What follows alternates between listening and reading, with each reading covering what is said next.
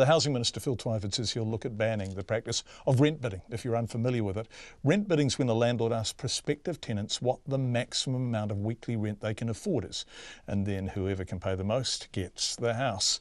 Mr Twyford was responding today to an Auckland property management company called Walker Ware, who openly offered rent bidding to landlords on their website. They've since taken that webpage down after Checkpoint inquired about it. Our reporter Zach Fleming has more. Imagine you're a renter, you find the perfect spot. It's at the higher end of what you can afford, you apply for it and cross your fingers. But what you didn't know at the time was that you actually never had a chance, because someone else was asked if they could pay more, and they could. I just think it's an unacceptable practice. It further exacerbates the market power of landlords at the expense of tenants. Housing Minister Phil Twyford agrees with cash-strapped renters that shopping our rental properties to the highest bidder is plainly unfair and will only lead to rents rising faster than they should. It's all bad news for renters, and I don't think there should be any place for it in our housing market. Currently there is a place for it. Anecdotally, renters have been talking about it for years. Mr Twyford spoke to Checkpoint after we brought to his attention an Auckland property management company named Walker Ware, which was openly offering it on their website. It was listed under the Why Choose Us heading and had a flowchart outlining the simple process. Tenants bid, highest bid accepted. It's the first service they promote on their company video.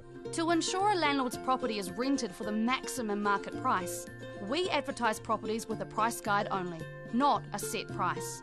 Competition amongst prospective tenants ensures the maximum rental price is achieved.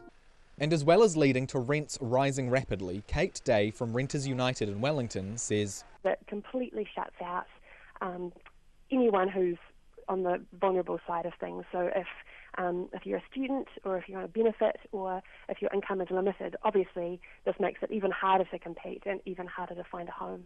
Walker Ware deleted the rent bidding part of their website this afternoon after Checkpoint inquired about it.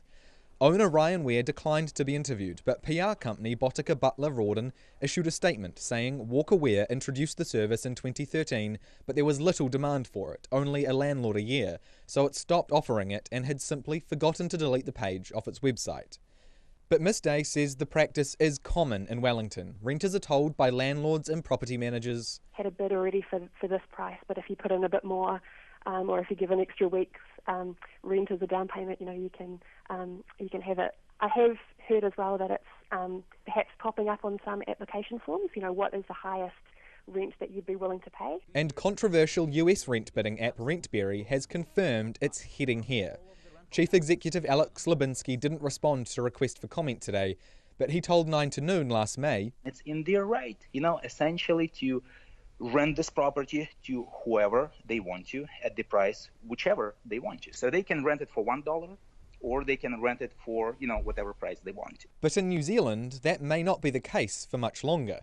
The government's review of tenancy laws is expected to be finished around the end of the year. We're looking at modernising all of the tenancy laws to make life better for renters. And as part of that review, we're about to do a public consultation about what should go into the legislation. And within that, we're going to look at how we can regulate or possibly even ban rent bidding.